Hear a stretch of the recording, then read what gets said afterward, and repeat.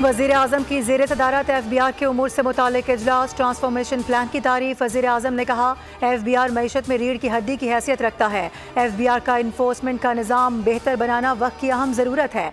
Smuggling की रोकथाम से मुतालिक इक़दाम तेज़ तर करने की भी हिदायत। पाकिस्तान स्टॉक एक्सचेंज में पहले सेशन का इख्तिताम। स्टॉक मार्केट में जबरदस्त तेजी का रुझान। 100 इंडेक्स में 666 पॉइंट्स का इजाफा। इंडेक्स 82,125 पॉइंट्स पर बंद हुआ। IPPs और हुकूमत के दरमियान मुस्बत पेशरफ का इम्कान। वज़ीर आज़म की टास्क फोर्स का IPPs के मामले पर गौर जारी। वफाकी वज़ीर अवैस लगारी की कायमा कमेटी तवानाई को ब्रीफिंग। बताया चंद हफ्तों में बाहमी रजामंदी से पाकिस्तानियों को मुस्तकिल करीब में अच्छी खबर सुनने को मिलेगी।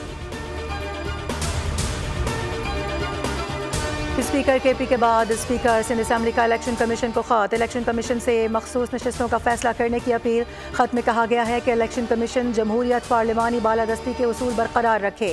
तरमीम शुदा इलेक्शन एक्ट नाफिजुल अमल है। इलेक्शन कमीशन की जिम्मेदारी है पार्लियामेंट की कानून साजी का एहतराम करे।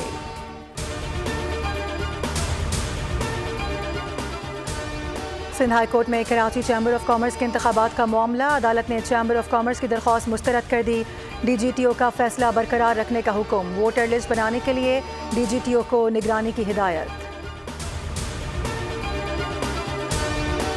और वज़ीर आला सिंध सैयद मुराद अली शाह की चीन के कौंसल जनरल से मुलाकात। CPEC के मंसूबों पर तबादला ख्याल किया गया। वज़ीर आला सिंध ने कहा हैदराबाद से सक्खर मोटरवे CPEC प्रोजेक्ट में शामिल करवाना चाहते हैं।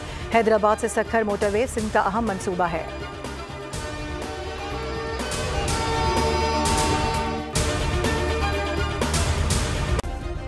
सब्सक्राइब करें और बेल दबाएं ताकि कोई खबर रह न जाए।